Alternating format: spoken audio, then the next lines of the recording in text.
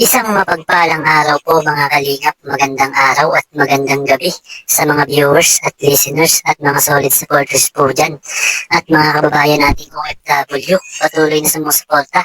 Mega love shoutout po. At kung bago ka pa lang po sa ating YouTube channel, pa-like and share and subscribe na po at pindutin ang notification bell para update po tayo sa atin pong ilalabas na video.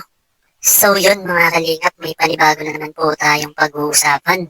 Kalingap Rab, sobrang apektado sa mga nambabash sa EDSA at Mikris po natin. At yan nga po ang aalamin natin mga kalingap. Pero bago nga tayo dumako sa ating pag-uusapan mga kalingap, huwag po nating kalimutang sumuporta kay Kuya Bal at Kalingap Rab na patuloy sa pagtulong at walang sawang pagsuporta at pagbibigay ng saya sa araw-araw po nilang vlog mga kalingap. At patuloy nga po natin silang suportahan sa kanilang pag-charity vlogs at paggawa ng beneficiary.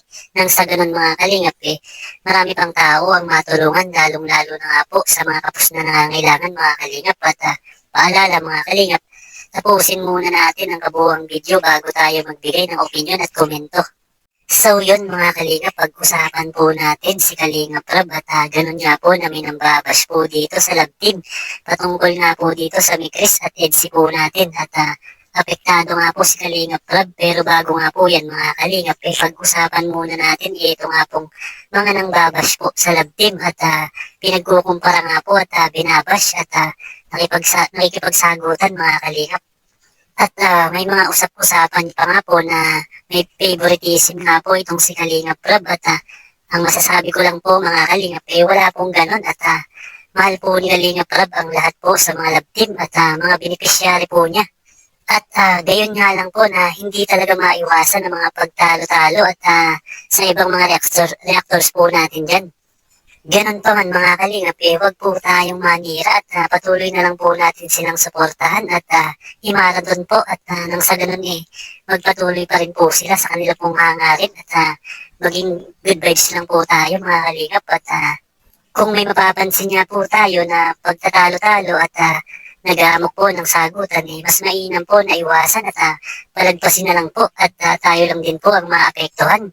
At mababago po ang mood natin mga kalingap at syempre po, imbis na maganda po ang araw natin masisira ng dahil nga lang po sa pagpatol po sa mga nagpapanggap sulit na supporters at pagkukunwari nga po na Mikris supporters at iba naman po ang hangarin at may pagsagutan o may pagtalo lang po mga kalingap.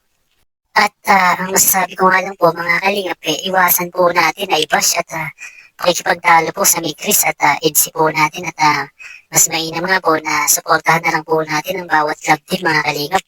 At gayon naman po na ginagawa po nila ang lahat para mapasaya po tayong mga taga-subaybay at patungkol naman po kay Kalingap Kalingap Rab masasabi po natin mahal niya po ang lahat ng mga bawat club team po natin at beneficiary po niya at alam naman po natin apektado rin po siya sa mga nangyayari nga po.